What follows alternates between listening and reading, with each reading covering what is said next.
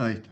Bueno, entonces estamos en ley de rendimiento decreciente, teoría de la empresa, y en la toma de decisiones de los productores, este, mm, este, este, que acá empezamos a ver cómo hacen la toma de decisiones, ¿no? Cómo se puede hacer el análisis.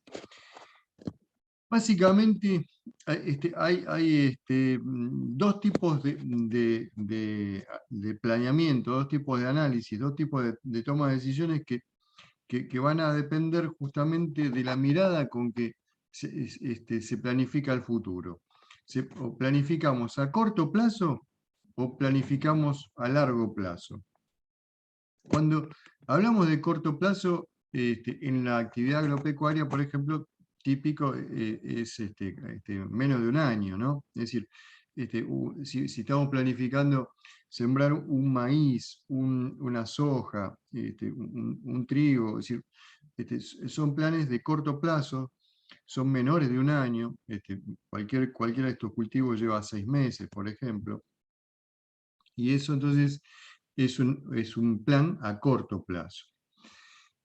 Ahora, a largo plazo, normalmente se entiende periodos mucho más largos, por ejemplo, 5 o 10 años, ya son periodos de largo plazo, en el cual tenemos que pensar no solo qué cultivos vamos a sembrar la próxima campaña, sino qué voy a hacer los próximos 10 años, por ejemplo. Es decir, si voy a seguir haciendo agricultura o no, si voy a hacer rotación de cultivos o no, si voy a hacer modificaciones en la infraestructura del campo o no, si voy a comprar silos o no, si a lo mejor cambio totalmente la actividad, pienso hacer un filo para aprovechar el grano, entonces tengo que construir toda la infraestructura. Bueno, esos ya son análisis de largo plazo. Este, entonces, el tomador de decisiones, justamente, que es el empresario, tiene que tomar decisiones tanto a corto como a largo plazo. Y vamos a ver que hay diferencias, ¿eh? Es decir, por más que tenga la información disponible, a veces las conclusiones a largo plazo son diferentes de la de corto plazo, con la misma información. Ya lo vamos a ver. Y el análisis se puede hacer entonces desde dos puntos de vista, uno el netamente productivo y otro el económico. ¿Eh? El netamente productivo tiene en cuenta la producción física de una empresa. Por ejemplo, los kilos de maíz que se logran en total o kilos por hectárea, rendimiento del trigo, de la soja, kilos de carne por hectárea en la producción ganadera, litros de leche por hectárea o por vaca en la producción lechera. Son algunos de los indicadores típicos que se utilizan en la parte agropecuaria, que es la que nosotros manejamos. Pero recuerden que digamos, la ley de rendimiento decreciente y todo lo que es teoría de la empresa no solo se aplica a la parte agropecuaria, sino que es algo general para la economía en general. Bueno, esos serían indicadores productivos, pero hay indicadores económicos que ya ahí tenemos que ponerle el signo pesos a la parte productiva, es decir, por ejemplo, márgenes brutos por hectárea, resultado económico de la empresa global o resultado por hectárea, rentabilidad de la empresa, digamos, son indicadores económicos que a veces van de la mano con los productivos y a veces no, a veces no, es decir, a veces perseguir el máximo producto físico total, es decir, la máxima producción de carne o de grano, no va acompañada con la máxima rentabilidad o el máximo margen bruto. ¿Eh? Puede ser que sí, que vaya, pero puede ser que no. Entonces, ese es el análisis que vamos a hacer. ¿Eh? Bueno, hecho este marco de análisis en el cual nos vamos a manejar, entonces vamos a meternos en el primer análisis, que es analizar cómo es la función de producción a corto plazo. ¿Qué es la función de producción? Bueno, la función de producción, algo ya también vieron con Mariano, es decir, es de qué manera se puede explicar la producción, el producto de algo. Vamos a de nuevo poner ejemplos agropecuarios. Puede ser la producción de maíz, de trigo, de soja. Entonces, ¿cómo se explica la producción de la soja a partir de los factores de la producción, que son tierra, capital y trabajo? ¿Eh? Entonces, para cualquier producto, siempre se considera que los factores de la producción clásicos, tierra, capital y trabajo, están involucrados, a los cuales también, obviamente, se le agrega el cuarto factor de la producción, que es la organización. Entonces, esos cuatro factores de la producción están involucrados en cualquier proceso de producción. Entonces, vamos a empezar por analizar cómo es la función de producción, pero a corto plazo. Cómo es la toma de decisiones a corto plazo. Entonces, ¿cuál es el marco de análisis en el corto plazo? Bueno, vamos a considerar que nuestro producto, ustedes si quieren, háganse en la cabeza que el producto puede ser kilos de trigo por hectárea, por ejemplo, que nuestro producto es consecuencia de una función, digamos, la función de producción está explicada por dos factores de la producción, que son capital y trabajo, a los cuales vamos a analizar, ¿no? Capital y trabajo. El capital, en el corto plazo, lo vamos a considerar un factor de producción fijo, y el variable es el trabajo. Entonces, si nosotros consideramos que agregamos, vamos a representarlo en el eje de las X, sucesivas cantidades de un factor variable, por ejemplo trabajo, a una cantidad determinada de capital que es fija, podemos decir que la producción crece. En el eje de la Y va a estar representado la cantidad de productos logrados. La cantidad de producción crece siguiendo una curva, que ahora vamos a explicarla, cuál es la forma de la curva, pero que en primera instancia les digo que cuanto mayor es la cantidad del factor variable, la producción crece. Digamos, eso es lo esperable, eso es lo esperable. Para eso se agrega justamente el insumo variable para aumentar la cantidad de producción lograda, pero que la forma de crecimiento no es lineal. La forma en que crece no es lineal. Es decir, lineal sería si de acá del punto 0 al punto C fuese una recta. Acá, si hubiera una recta, entonces diríamos que la forma en que crece la producción es lineal, y que cuanto mayor es la cantidad de insumo agregado, el producto obtenido es proporcional a esa cantidad de insumo agregado. pero no es exactamente proporcional. ¿Eh? Este, y cómo crece esa cantidad de producto logrado.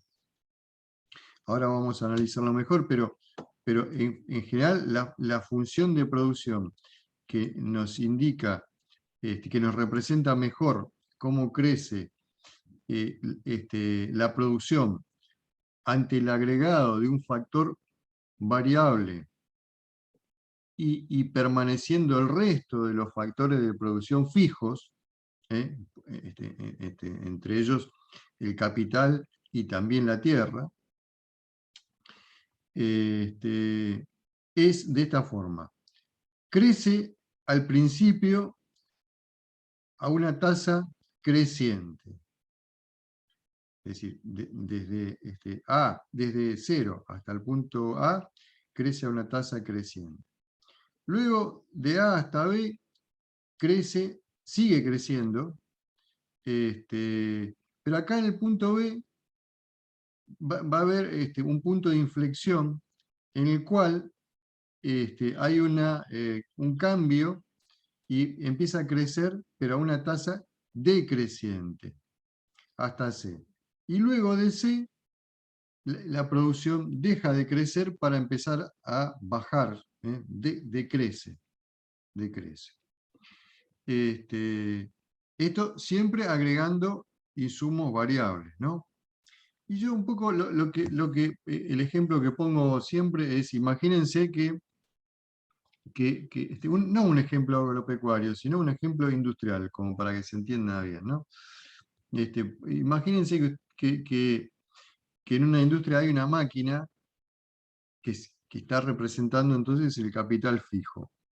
Entonces, si pongo una persona a trabajar con la máquina, logro X cantidades de producto. Y esa persona que pongo con la máquina tiene que hacer de todo, digamos, preparar el material, procesarlo dentro de la máquina, sacarlo, empaquetarlo, acondicionarlo, es decir, tiene que hacer todo. Ahora, si agrego otro trabajador, es decir, ya ahí empiezo a aumentar la cantidad de trabajo aportado, aunque mantengo fijo el capital, es decir, mantengo la misma máquina que estoy usando, es la que se queda fija, la producción va a aumentar, y va a aumentar de forma más que proporcional, porque ya si pongo dos trabajadores, uno seguramente se va a dedicar a preparar el material para procesar, el otro se va a quedar en la máquina, trabajando con la máquina exclusivamente, y después ese que prepara el material va a encargarse de acondicionar todos los productos logrados por la máquina, los empaqueta, entonces se organizan mejor, y la producción, entonces, con dos empleados, más que se duplica, es decir, no es que aumenta el doble, sino que aumenta más que el doble. Entonces ahí es donde se dice que aumenta más que proporcionalmente. Y con 3 también pasa lo mismo, aumenta porque ya se organizan mejor, uno se dedica exclusivamente a cortar y a preparar el material para la máquina, otro trabaja en la máquina, otro recibe los productos que expulsa la máquina y los acondiciona, los empaqueta, los lleva al estoqueo, bueno, digamos, ya se organizan mejor. Ahora, y siempre una sola máquina. Ahora, a medida que voy agregando trabajadores, la producción va a seguir creciendo, porque es como que se va a aprovechar más la máquina, pero fíjense, a partir del punto B podríamos simbolizar que la productividad lograda ya no es tanta como antes, ¿eh? Si se sigue aumentando, con cada trabajador es como que se le saca más el jugo a la máquina, pero el rendimiento no es tanto. Entonces, este, aumenta la producción, pero menos que proporcional, menos que proporcional. ¿Eh? Bueno, y eso, sí, pero sigue aumentando, sigue aumentando. Hasta que llega un momento en que si yo pongo 9 trabajadores en vez de 8, la producción, en vez de aumentar, baja. Eso, digamos, a veces no es tan así, a veces, digamos, a lo sumo, ese trabajador no hace nada, pero no interfiere para que se produzca un descenso en la producción. Pero muchas veces que haya más trabajadores, en el ejemplo de los trabajadores, sí interfiere porque el espacio es el mismo, está limitado, la máquina sigue siendo una sola, entonces, por más que yo ahora agrego trabajadores y en este caso se van a entorpecer porque hay poco lugar, se estorban entre sí, o digamos, si no tienen nada para hacer, se ponen a hacer otra cosa y que los distrae. Entonces a los trabajadores que quieren que quieren trabajar se distraen. Entonces, al final, ¿qué pasa? Pasa esto, el producto físico total decae. ¿Eh? Ahí decae. Entonces, esto que, digamos, que estamos describiendo es algo que les digo, por eso pasa, y pasa en la industria, y pasa en el sector agropecuario, y pasa en el comercio, y pasa en muchos, justamente en muchas formas de producir, y que es lo que justamente se conoce como ley de rendimientos decrecientes. Vamos a ver cuáles son las características, pero básicamente surge como consecuencia de agregar un factor variable, uno solo, y mantener todo el resto fijo. Se mantiene todo el resto fijo. Entonces, empieza a ser, ese fijo empieza a ser limitante. Bueno, a ver, vamos a ver un poco esta curvita primero, esta que estábamos viendo antes. Bueno, vamos a verla acá. Les decía, si fuese proporcional el incremento en la producción, esta curva sería una recta, es decir, más que una curva sería una recta. Entonces, imagínense acá una recta, ¿no? Entonces, si fuese así, digamos, la producción sería justamente proporcional. Bueno, cuando la producción aumenta de esta forma hasta el punto C, digamos, todo esto, entonces quiere decir que cada unidad del factor variable que estemos agregando produce un incremento más que proporcional, más que proporcional. Y recién desde el punto C en adelante, el hecho de seguir agregando factores de la producción variable va a producir un incremento, pero menos que proporcional del producto físico total. Y luego del punto D, baja, la producción decae directamente. Entonces, suponiendo que el tomador de decisiones, el empresario, el productor, cuenta con esta información, la primera conclusión que se puede sacar aquí es que, bueno, si yo tengo que tomar una decisión de dónde me conviene producir, cuántos trabajadores utilizar, bueno, por empezar, desde el punto D a la derecha, ya todo eso lo descarto, digamos. No me conviene trabajar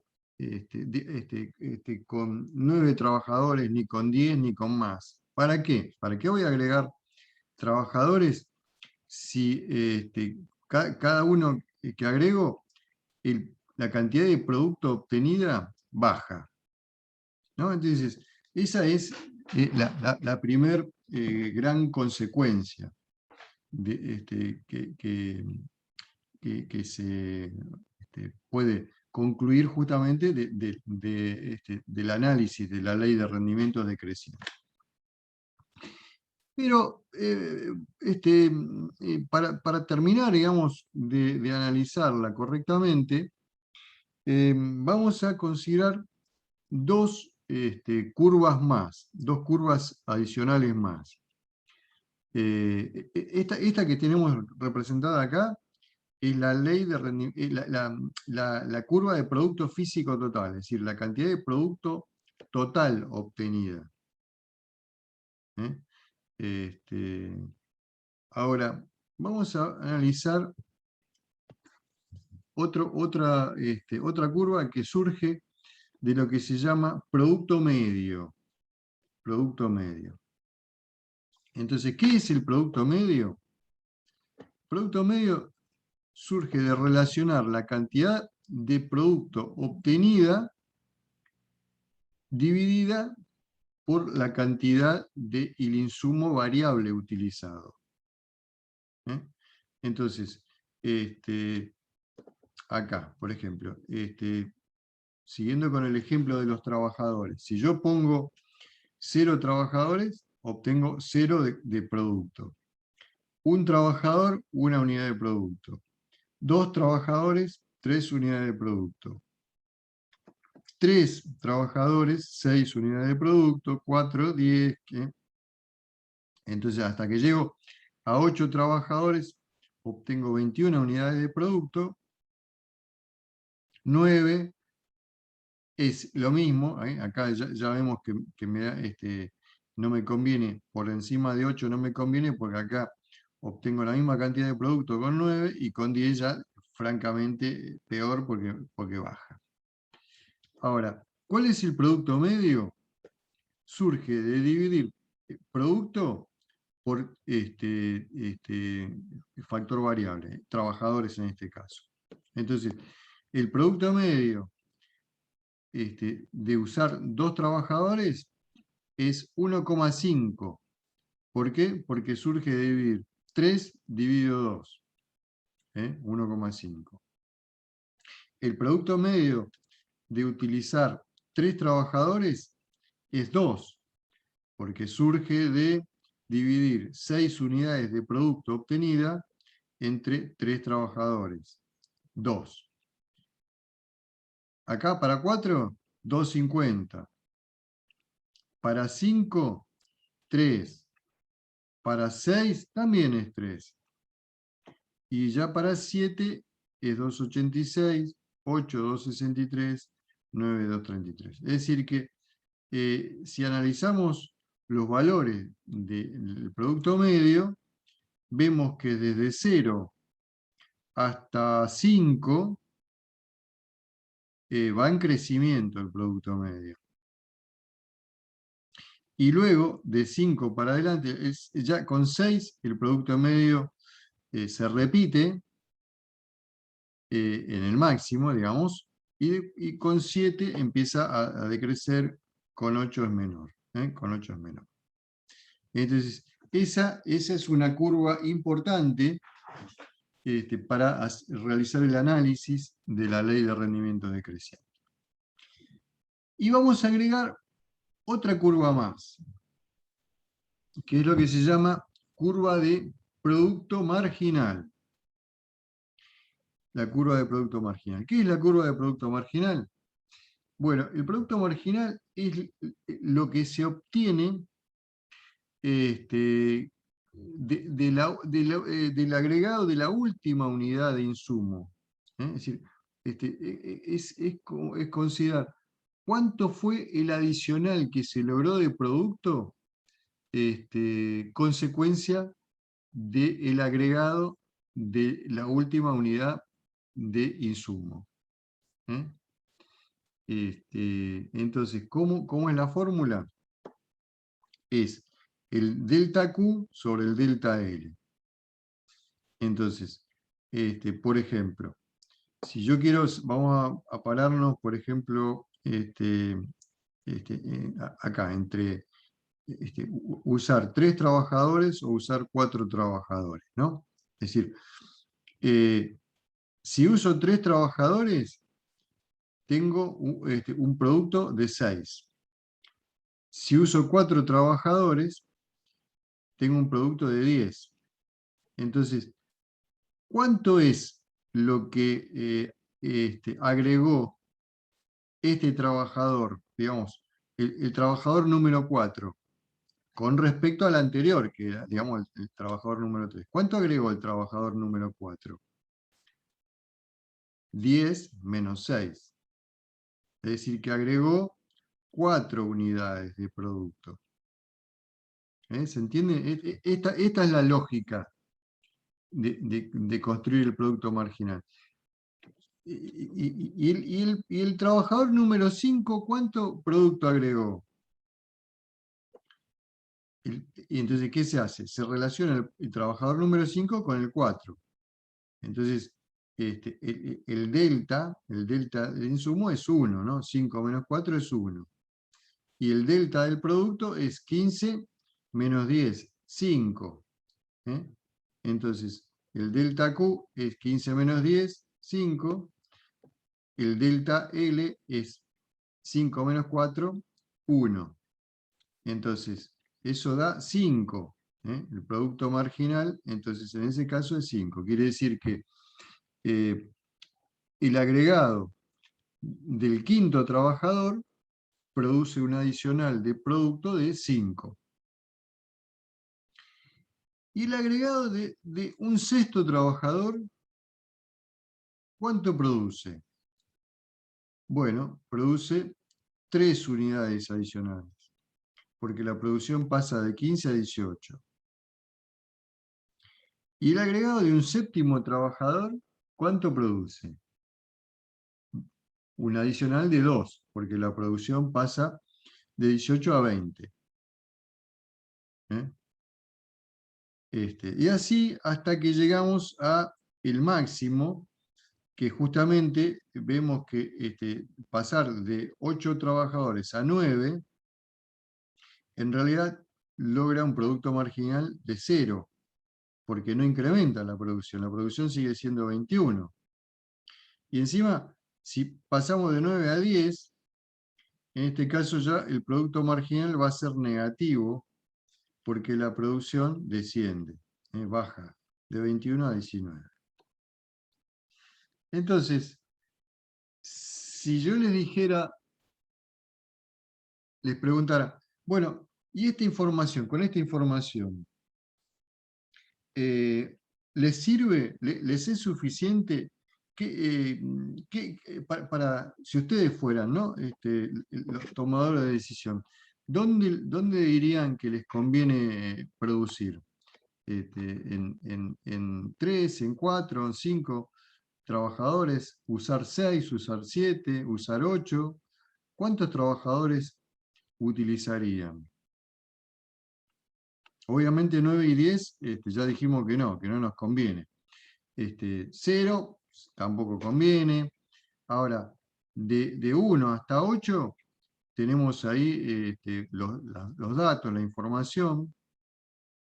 Y yo entonces con estos datos, con esta información, ¿qué cantidad de producto les convendría lograr? ¿O qué cantidad de trabajadores utilizarían?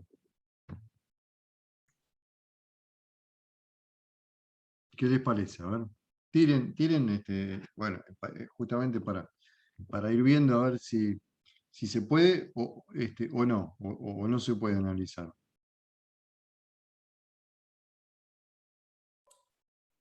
Y yo diría 5, ¿no? 5, a ver, dale, ¿por qué? ¿Por qué te jugás por 5? Porque es la que produce mayor cantidad de producto marginal, ¿no? La diferencia ahí es mayor. Hasta 5, claro. Bien, bien. ¿Algún otro? ¿Alguna otra opinión?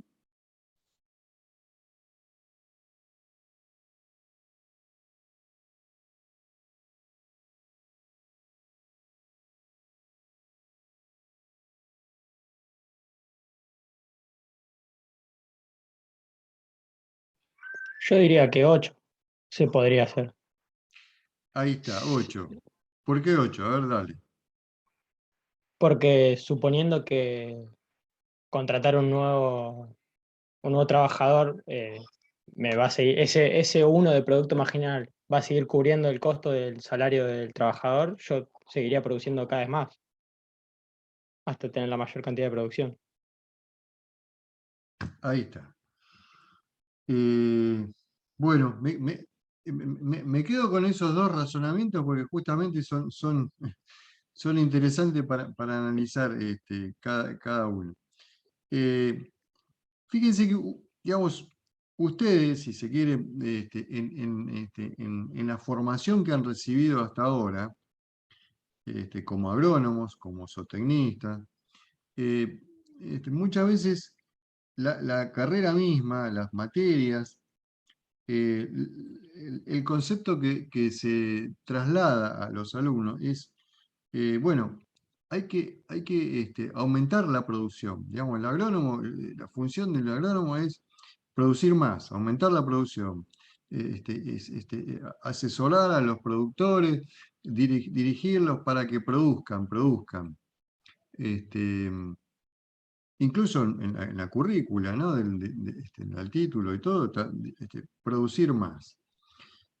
Ahora, digamos, si yo me atengo a ese concepto de producir más, tendría que mirar un poco esto que dice Francisco, ¿no? Es decir, tendría que apuntar a usar 8 trabajadores, porque con 8 trabajadores obtengo el máximo de producción, 21. Y muchas veces,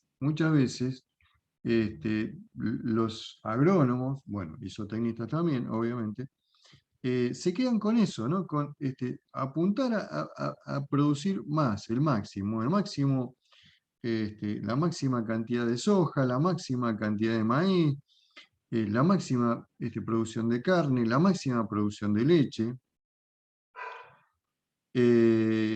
Y ahora vamos a ver que en realidad no es tan así, no es tan así, porque a veces la máxima producción de leche, y eso muchas veces los tamberos sí lo saben, no lleva al máximo beneficio, sino que a veces lleva a que se fundan, sobre todo en épocas en que la leche no vale tanto y el costo de la producción del litro de leche es alto, llegan a la conclusión de que pierden dinero en vez de ganar. Entonces a veces conviene producir un poco menos, ser más eficientes con la producción, y tener un poco la mirada que justamente simbolizaba Miguel. Decía, bueno, quiero sacar el máximo producto marginal o el máximo producto medio y quedarme con 5 trabajadores. Y esa es otra mirada interesante. Y yo creo que, digamos, justamente esas dos miradas simbolizan los límites entre los que nos tenemos que mover. Y ahora vamos a ver. Simbolizan el margen en el que nos tenemos que mover y la respuesta va a estar en función de ya meterle el signo pesos al análisis. Hasta ahora fíjense que no metimos no dijimos nada de cuánto es el costo de los trabajadores, que bueno, que mencionó justamente Francisco. Tampoco dijimos nada del precio del producto.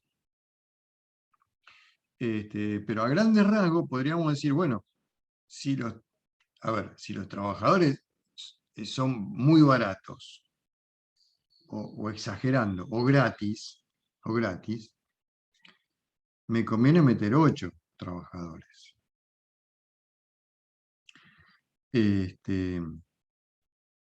Ahora, si los trabajadores son caros en relación a lo que obtengo del producto, digamos, a lo que me pagan por el producto, entonces tal vez tengo que ser más eficiente en la utilización del trabajador y tengo que apuntar justamente a sacar el máximo provecho por trabajador, porque lo caro es el trabajador. ¿Eh? Entonces vamos a ver, ahora sí, seguimos el análisis entonces. Entonces acá tenemos representadas, además de la curva de producto físico total que está acá,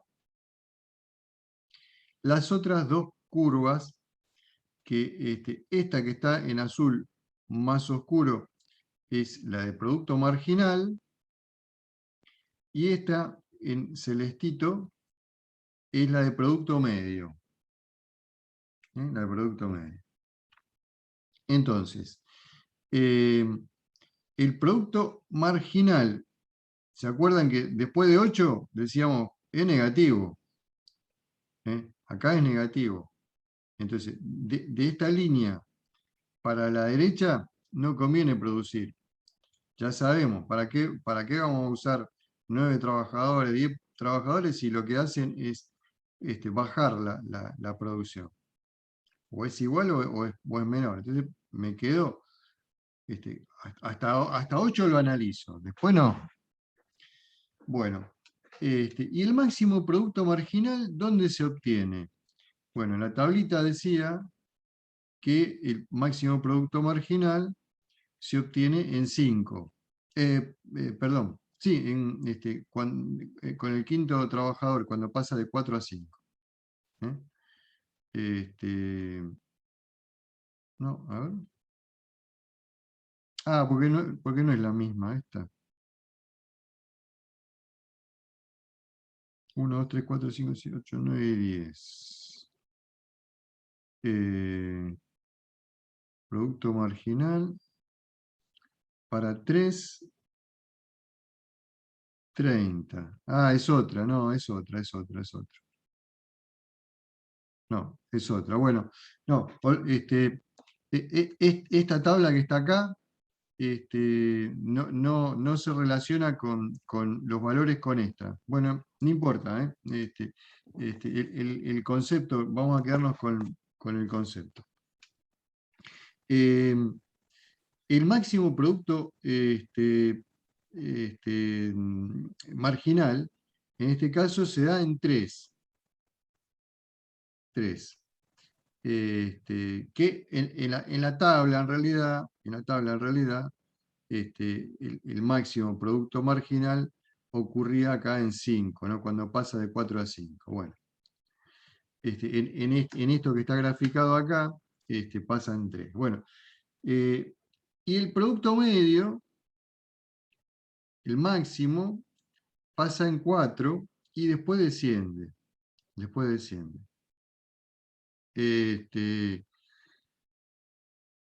Son las dos curvas típicas, el producto marginal y el producto medio. Y lo que pasa siempre en la ley de rendimiento decreciente es esto que les voy a comentar ahora. Que mientras el producto marginal vaya por arriba del producto medio, el producto medio crece. En el momento en que el producto marginal desciende y corta al producto medio y empieza a correr por abajo del producto medio, el producto medio desciende, es decir, lo hace descender al producto medio. eso pasa, nuevamente, pasa en cualquier análisis, sea agropecuario o no agropecuario, industrial, o un comercio. O yo también utilizo mucho el ejemplo de las notas, para que lo grafiquen, ¿no? Las notas que se sacan en los finales, ustedes cuando rinden las materias. Por ejemplo, el producto medio sería el promedio de las notas que se sacaron en toda la carrera. Si rindieron 30 finales, por ejemplo, bueno, el producto medio sería el promedio por final, digamos. Entonces se suman todas las notas que se sacaron en todos los finales, lo dividen por 30 y obtienen el promedio. Sería el producto medio, es decir, sería la nota promedio por final. Bueno, y el producto marginal sería la nota que se sacan en el último final. La nota que se sacan en el último final. Entonces, supónganse que ustedes vienen rindiendo finales y tienen un promedio de nota, no sé, de 6. Por ejemplo, 6.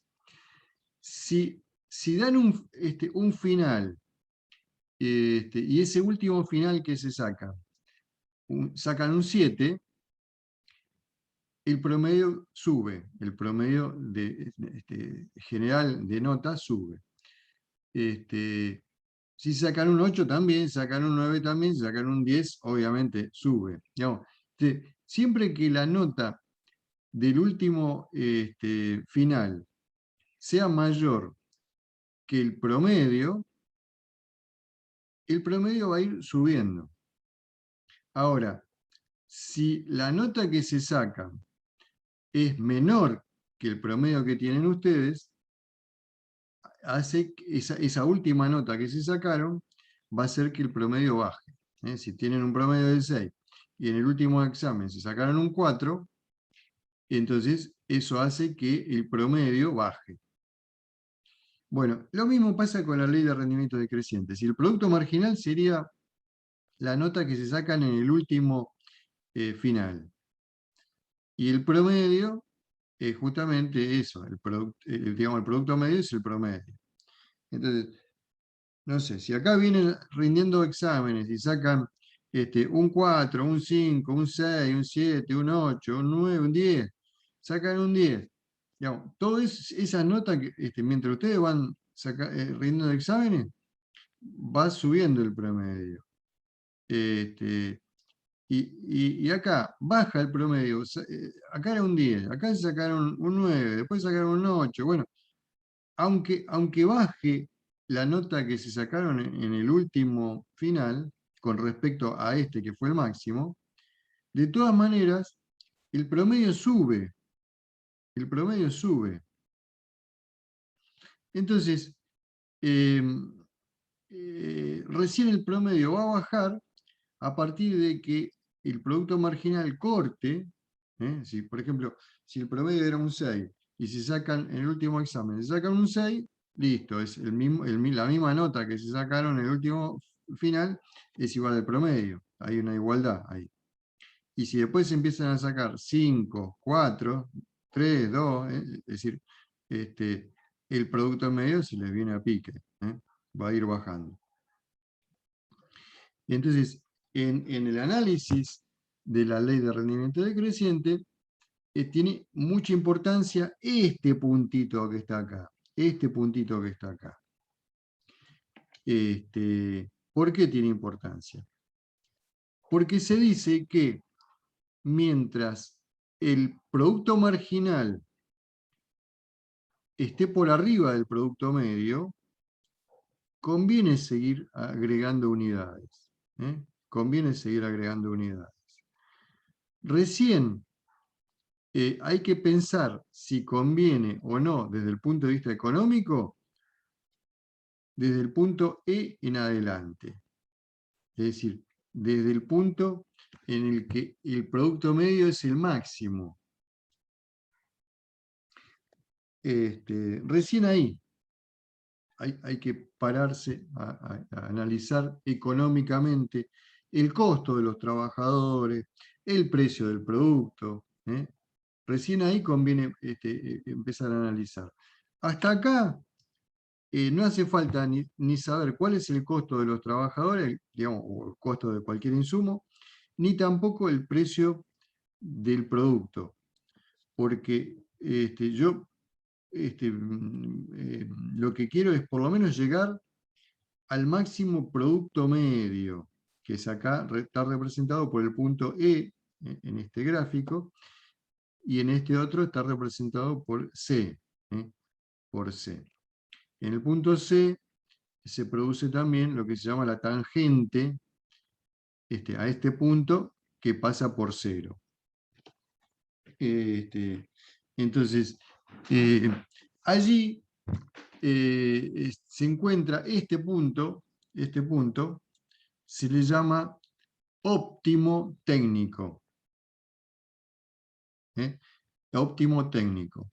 Y también conocido como el punto de máxima eficiencia técnica. Máxima eficiencia técnica. ¿Por qué máxima eficiencia técnica? Porque se logra la máxima cantidad de producto por unidad de insumo. Entonces, como les decía, independientemente del precio del producto y del costo de los factores de la producción, a ese punto tengo que llegar, digamos, mínimamente tengo que llegar a ese punto, al punto de máxima eficiencia técnica.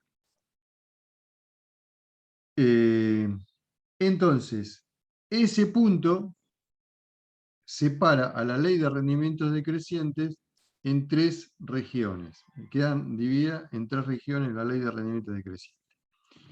De este punto C hacia la izquierda sería la zona 1 o etapa 1. Del punto C al punto D queda definida la etapa 2, y del punto D hacia la derecha queda definida la etapa 3. Dentro de estas 3 etapas de la ley de rendimiento decreciente, dijimos que la etapa 3 no nos conviene producir, y tampoco nos conviene producir en la etapa 1. Tampoco nos conviene producir en la etapa 1, por lo que dijimos. Mientras el producto medio crezca, sea creciente, nos conviene agregar unidades. En este caso, hasta 4 unidades. Recién a partir de ahí me voy a poner a analizar económicamente si conviene o no. Entonces, ¿dónde conviene producir desde el punto de vista físico?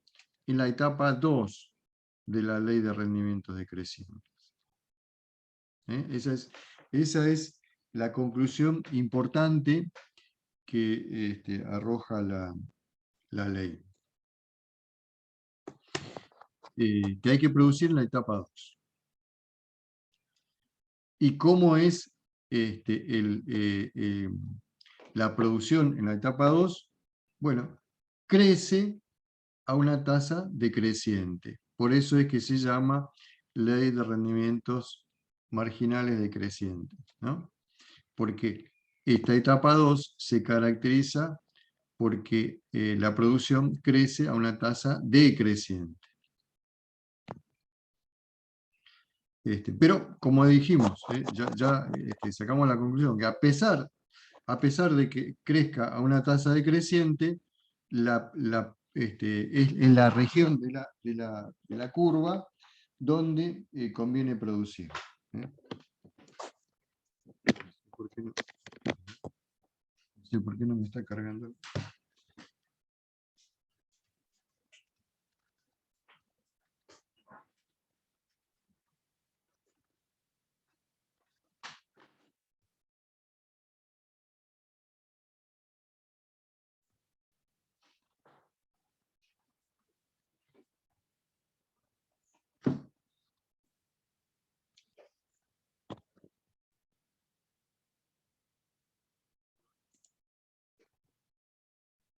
Ahora sí.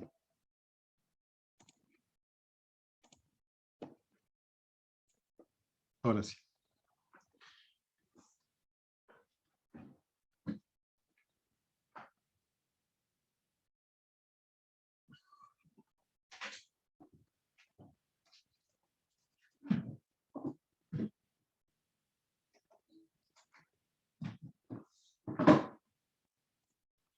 Bueno, seguimos entonces.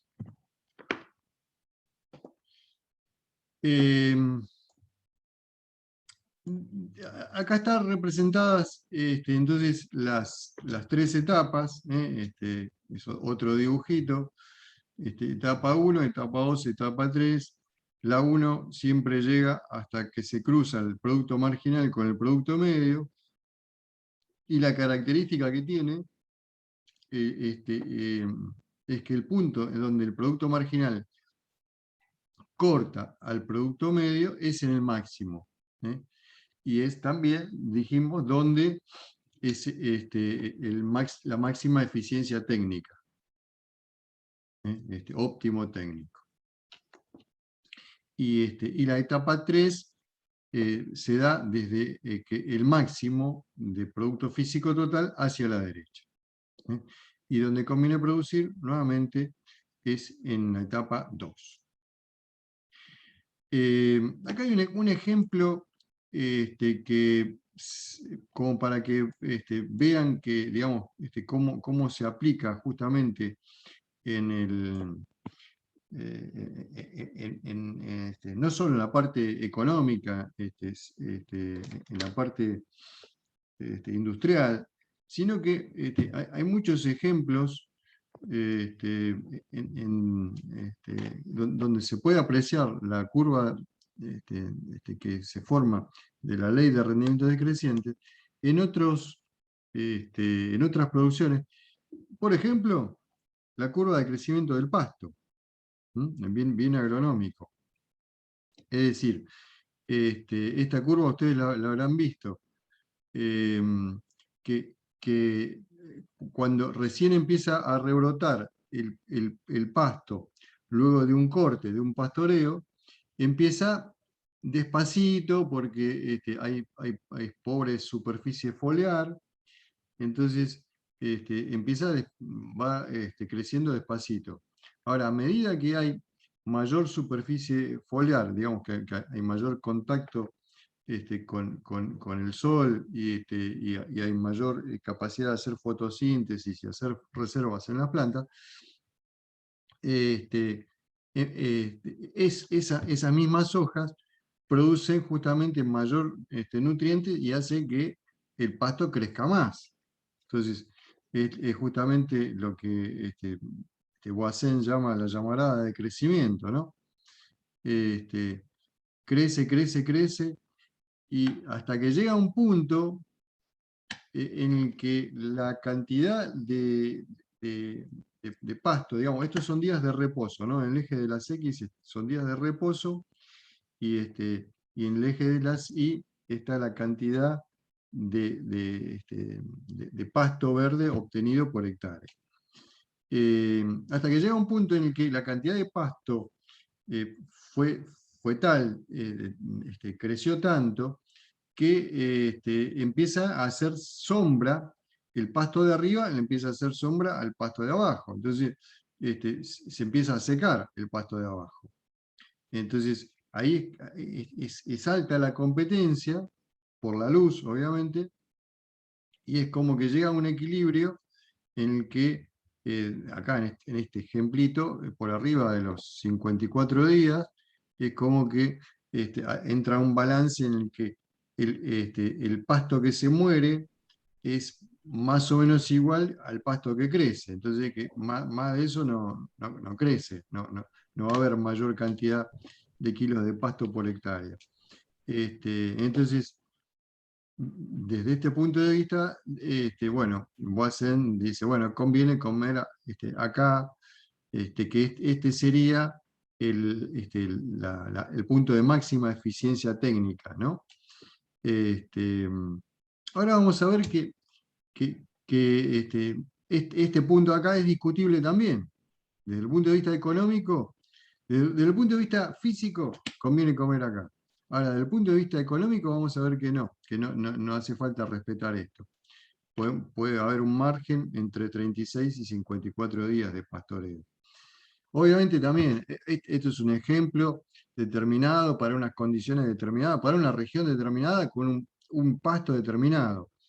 Yo estuve buscando ejemplos también en otras regiones, es decir, en cada región tiene que haber ensayos de rendimiento con distintas pasturas, que para poder construir este gráfico, ya les digo, en cada región ganadera, hablando de pastura, y con distintos tipos de especies de pastura, ¿no? Si es cebadilla, si es pastobillo, si es alfalfa, qué alfalfa es, bueno. Entonces, esto no siempre va a ser entre 36 y 54 días. Pero bueno, no importa. Si se puede conseguir la información, después a este análisis físico se le puede poner un análisis económico. Y ahora vamos a ver. Bueno, ahora sí, vamos a un análisis, ya nos metemos en un análisis económico, si se quiere, pero el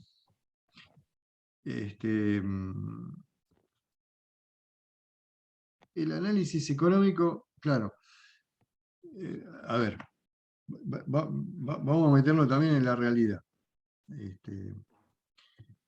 Vuelvo un poquito para atrás. Este ejemplo de la ley de rendimiento decreciente pasa en el pasto. Perfecto, listo, ahí no hay duda. Ahora, si yo les digo este análisis de la ley de rendimiento decreciente que pasa en la producción lechera o en la producción de carne o en la producción de grano, en realidad no es así, no va a ser así. ¿Por qué? Porque esta parte de la curva son ejemplos teóricos, si se quiere, en los cuales hoy en día ya está aceptado, y en todo caso los experimentos que hay, los experimentos de rendimiento de la producción, van desde acá hasta acá. Se analiza esto nada más. Porque toda esta parte ya fue analizada durante muchos años, siglos, incluso antes. Entonces, todo esto es como que no lo van a encontrar. Si ustedes van a hacer un análisis de ensayos de rendimiento, sea de maíz, de soja, de producción de leche, de producción de carne, esta parte, no van a encontrar datos de esta parte. Ni siquiera de esta parte. Van a encontrar ensayos normalmente que van a contribuir a aportar información sobre qué está pasando en la etapa 2. En la etapa 2. Entonces, lo que se usa para esa aproximación es lo que se llama la función de Kapf-Douglas, que tiene esta forma, y entonces van a encontrar simbolizados los rendimientos como si fuera esta línea roja, ¿no? Es decir, no es estrictamente una ley de rendimiento decreciente con la forma que vimos antes, con esta forma, sino que se hace un recorte de B a C, de esta partecita. Y eso, la mejor función que lo representa es esta, la función de Kapf-Douglas. Bueno, ahora sí, ahora nos metemos en el análisis económico. Dentro de la ley de rendimiento decreciente, entonces lo que queremos es maximizar los beneficios suponiendo que el empresario quiere maximizar los beneficios, o a veces lo que quiere es minimizar costos.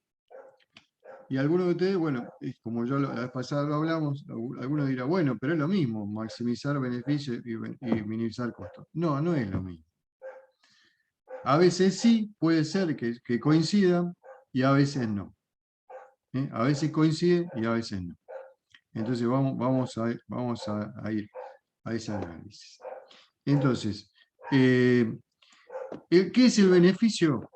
Beneficio es ingreso menos costo. ¿Cuáles son los ingresos?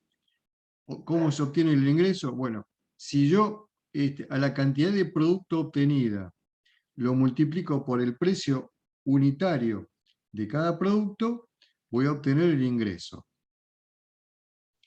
¿Y cómo obtengo el costo? La cantidad de producto X utilizada para cada uno de los ensayos de rendimiento, por ejemplo, la cantidad de insumo, si lo multiplico por el costo de ese insumo, me va a dar el costo total.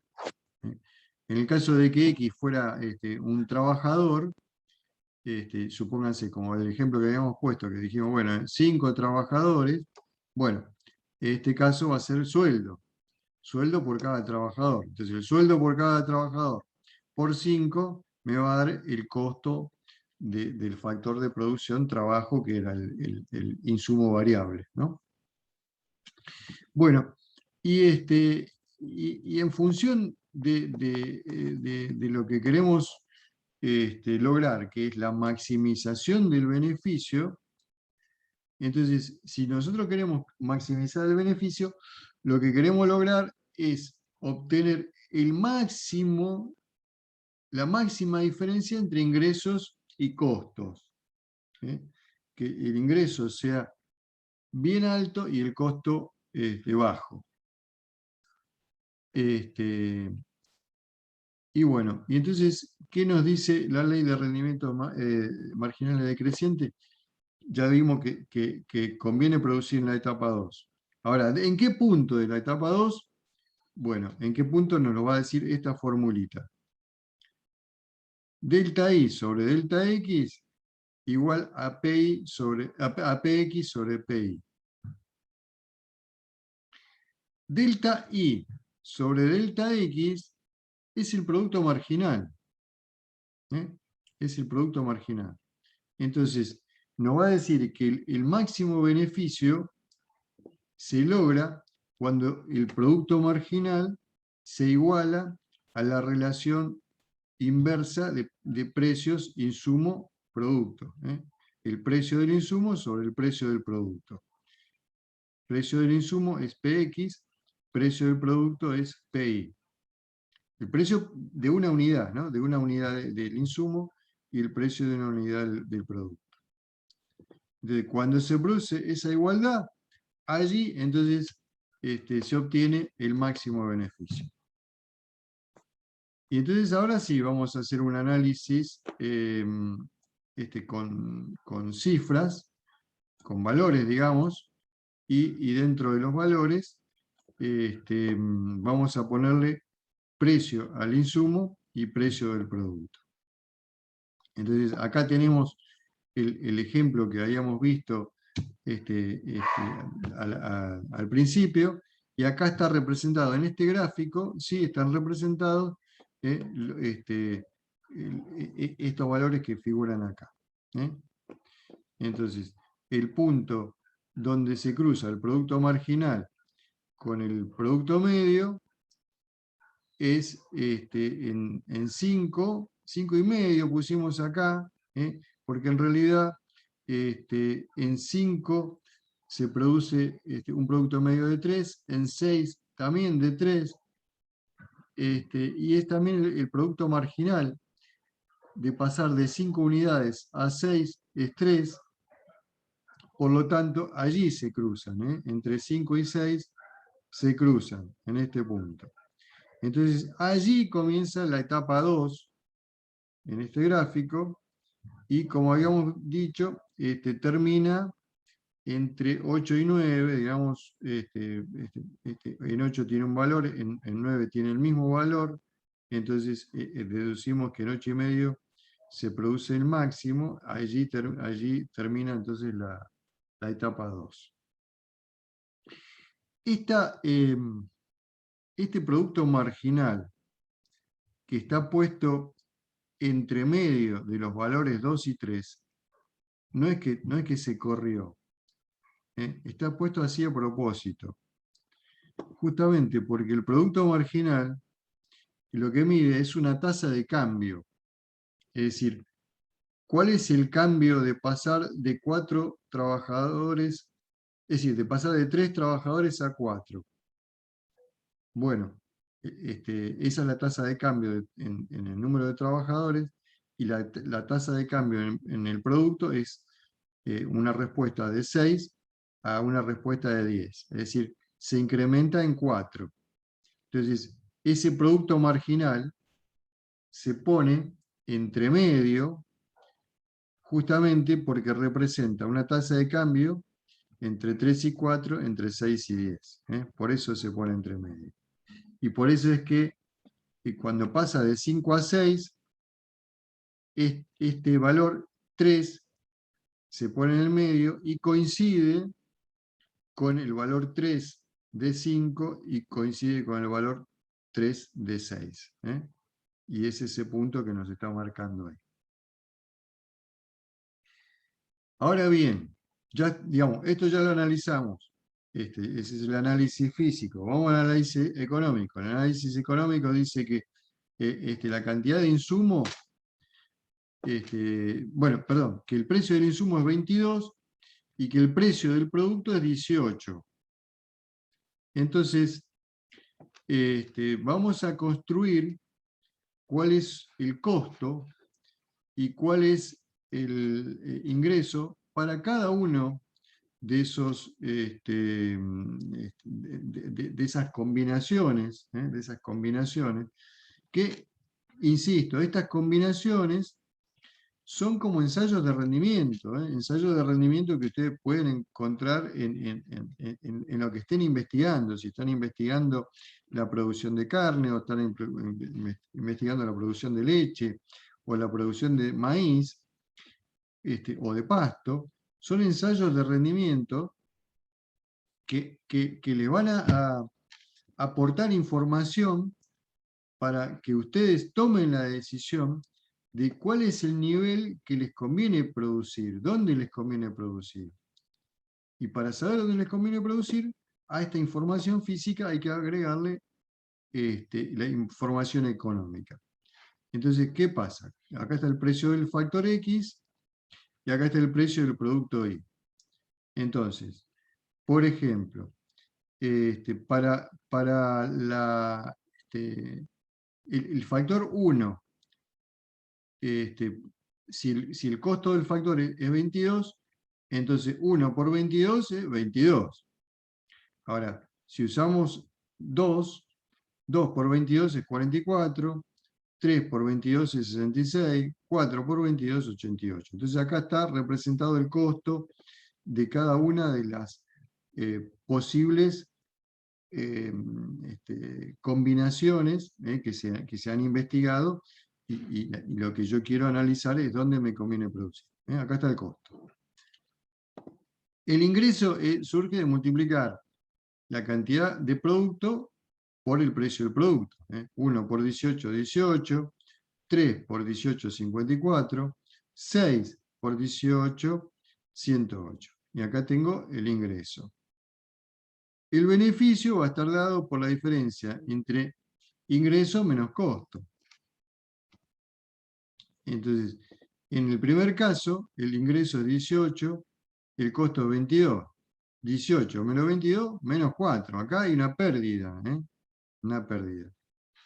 Y bueno, y así voy analizando las distintas combinaciones para ver cuál es el beneficio en cada una de estas combinaciones, ya les digo, de acuerdo a datos que tienen que hallar.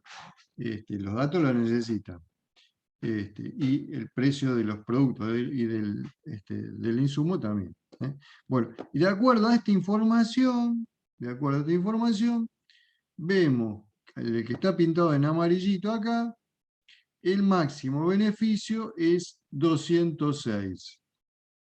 Ya, el 206 lo obtengo de usar 7x para lograr un producto de 20. ¿Se acuerdan que habíamos dicho que la zona 2 empezaba en 5 y terminaba en 8? Bueno, entonces, creo que Miguel Ángel había dicho, bueno, 5 y Francisco 8. Bueno, fíjense que estaban diciendo correctamente, digamos, los valores extremos de la ley de rendimiento decreciente, de dónde empezaba la zona 2 y dónde terminaba. Ahora, sin embargo, dónde me conviene producir no es ni en 5 ni en 8, sino que me conviene producir en 7. Allí obtengo el máximo beneficio. Allí obtengo el máximo beneficio.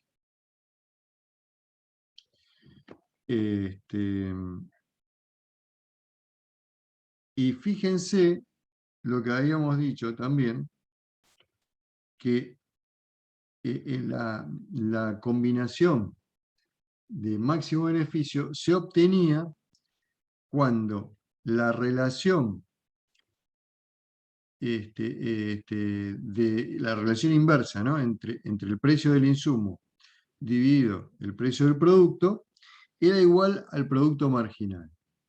Entonces, si yo hago la relación precio del insumo sobre el precio del producto, el precio del insumo es 22, el precio del producto es 18. 22 sobre 18 me va a dar 1,22. 1,22. Bueno, ¿dónde coincide este 1,22 con el producto marginal? En realidad, tengo que mirar que coincida, pero que coincida dentro de la ley de rendimiento, digamos, dentro de la zona 2. Dentro de la zona 2 tengo que mirar que coincida. Es decir, y la zona 2 dijimos que empieza en 5 y termina en 8. Digamos, porque, está bien, coincide acá también, dijimos, ¿no? Es decir, podemos decir, bueno, coincide por acá, es 1 y es parecido a 1,22. Pero acá no me conviene producir, acá saco pérdida, fíjense. ¿Por qué? No estoy en la zona 2. Yo tengo que fijarme de producir primero en la zona 2. Y la zona 2 es cuando el producto marginal es decreciente. Arranca en el punto 5, el producto marginal decrece y el producto medio también decrece. Decrecen los dos, tanto el producto medio como el producto marginal. ¿Y dónde termina la zona 2? Bueno, cuando el producto marginal se hace 0, ahí termina. El producto medio, digamos, por la inercia que tiene, no se hace 0. Baja, va bajando. El producto medio sí va a ir bajando, pero no se hace 0. El que se hace 0 es el producto marginal.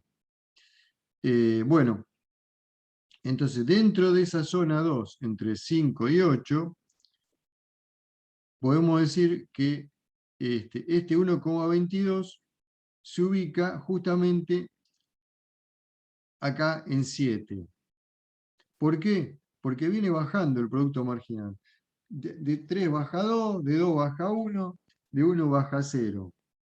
Entonces, este 1,22, ¿dónde se ubica? Y de 2 baja a 1, quiere decir que en este tramo se ubica este 1,22. Viene bajando, por lo tanto, si de 2 pasa a 1, 1,22 se encuentra acá justamente en 7. Y coincide con lo que calculamos sacando costos e ingresos. Sí, son dos formas de calcular, el punto donde me conviene producir, y las dos tienen que coincidir. Las dos tienen que coincidir. Si las saco así, me da que conviene usar 7. Y si la saco así, también concluyo que obtengo 7. Que para 7 unidades es el máximo beneficio. Entonces, si quieren, si se quiere, se puede calcular de las dos formas y se llega de las dos formas a la misma conclusión. Ahora, en un ratito les voy a pasar un trabajo práctico para que hagan y lo calculen y así de paso fijan estos conceptos. Bueno, así obtenemos el beneficio. Así obtenemos el beneficio. Ahora, como dijimos, coincide el beneficio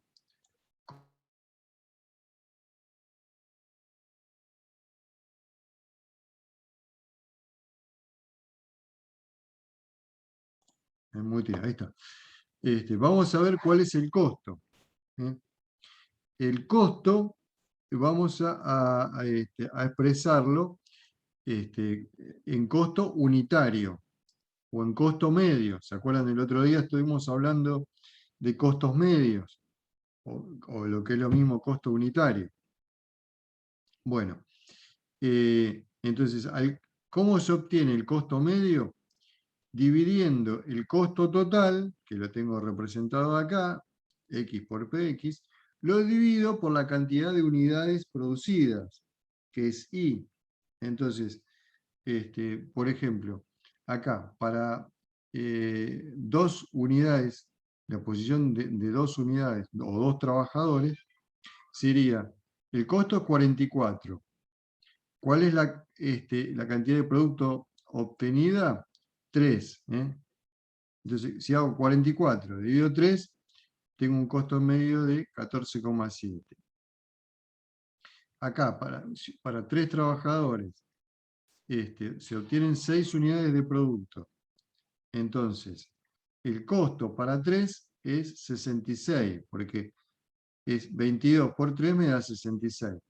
Luego divido 66 por 6, que es la cantidad de producto, 66 dividido 6 me da 11.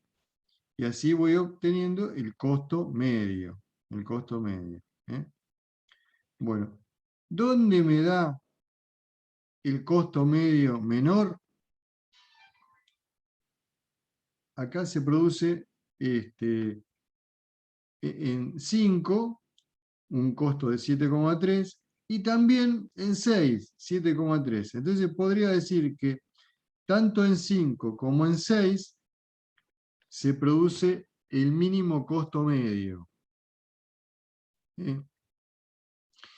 Entonces, este mínimo costo medio que se produce en 5 y se produce en 6 coincide con el máximo producto medio que se produce en 5 y se produce en 6.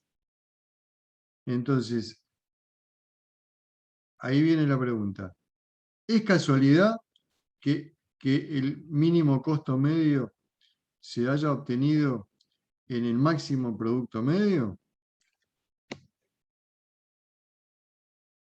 ¿Qué les parece?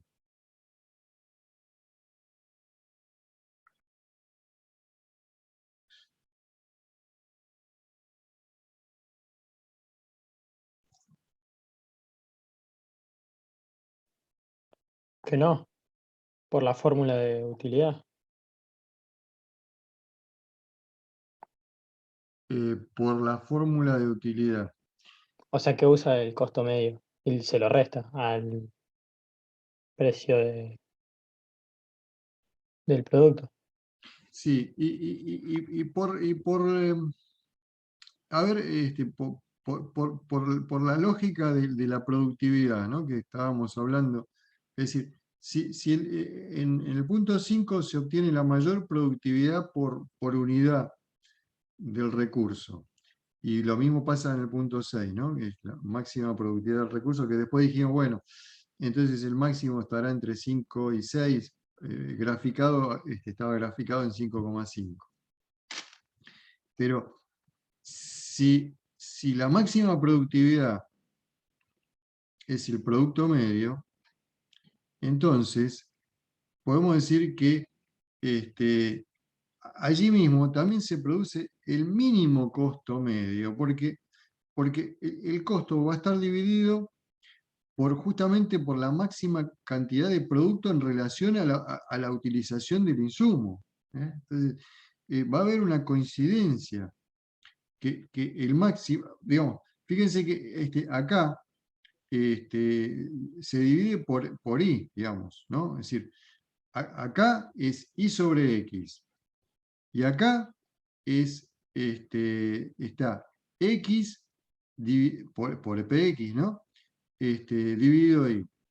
Entonces, en definitiva, es como que estoy dividiendo PX por el producto medio.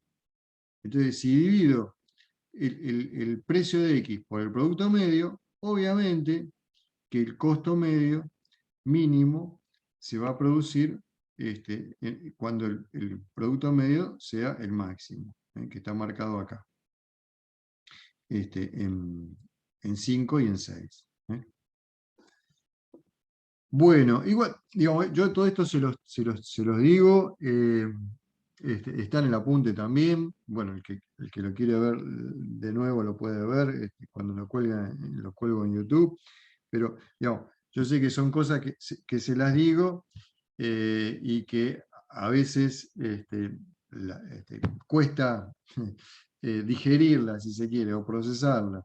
O por ahí lo entienden ahora y después cuando llegan a sus casas se olvidan, pero bueno, nada, yo un poco, mi objetivo es que un poco se entienda la lógica, y después, bueno, cuando lo procesen, que se acuerden un poco de estas lógicas, ¿no? Igual ahora vamos a hacer un ejemplo como para tratar de que ustedes hagan las cuentas y fijar los conceptos. Bueno, lo que quería agregar es que si el costo medio mínimo está acá, también podemos decir que la máxima utilidad por unidad de insumo, por unidad de producto, se logra también ahí, ¿no? Es decir, si el precio del producto era 18, el precio del producto es 18, entonces la utilidad va a ser precio del producto menos costo medio. Entonces, la máxima utilidad por unidad de producto va a ser justamente allí, donde el costo medio es mínimo. Donde el costo medio es mínimo.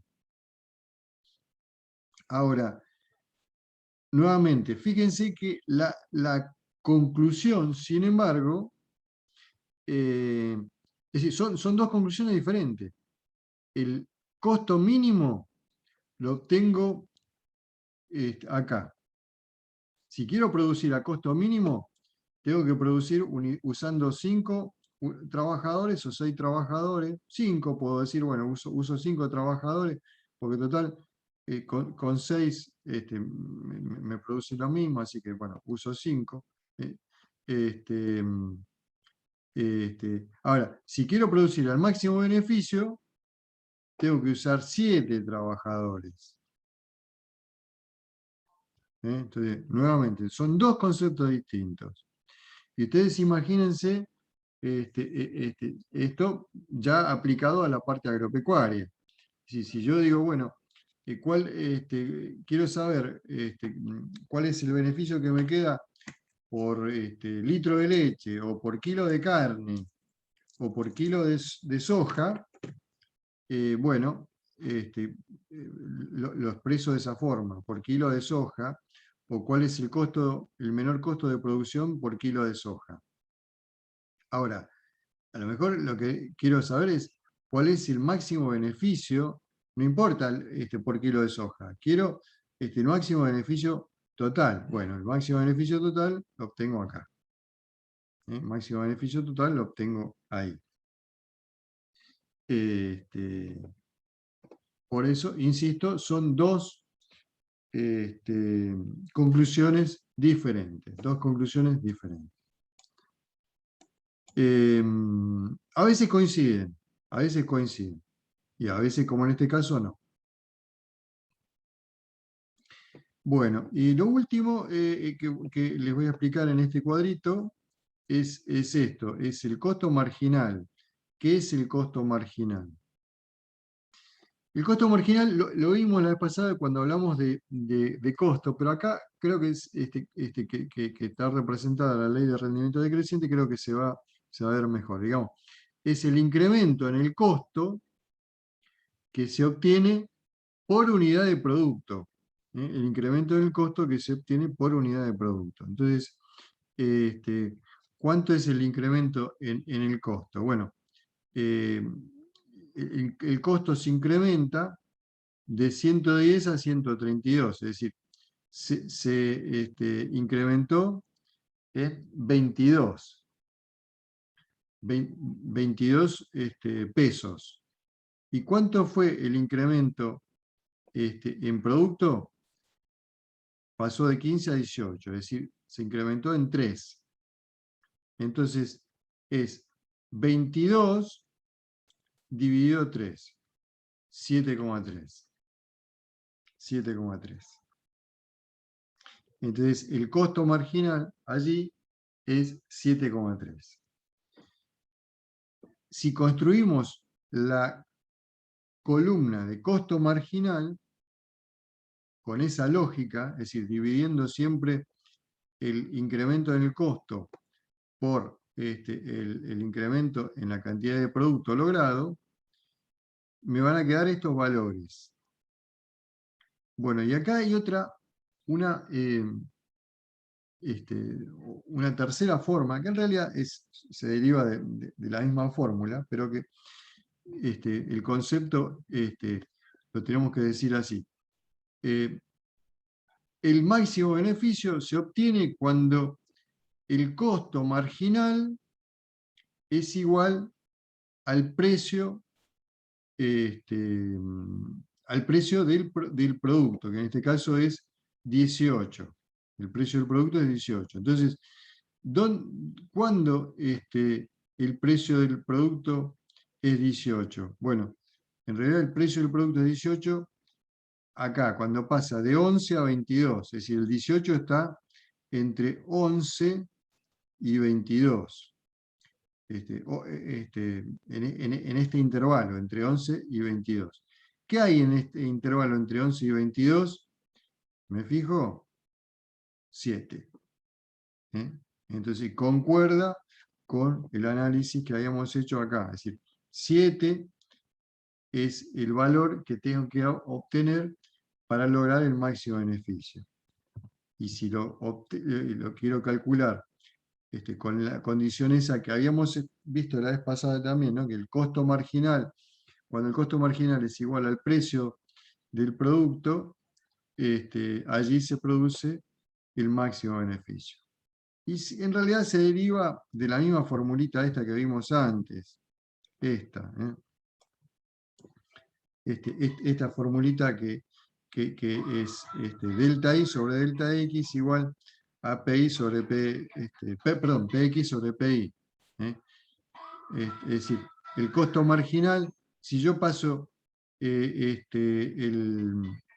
digamos, el precio de I, lo despejo, lo paso para acá arriba, y este delta X lo paso para acá, me queda PX por delta X, sería el incremento del costo, dividido delta I, que es el incremento en la cantidad de producto.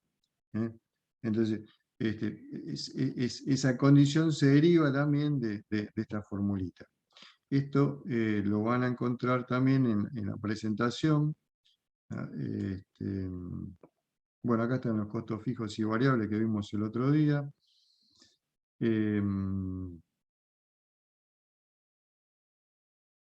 Acá, costo marginal, acá está.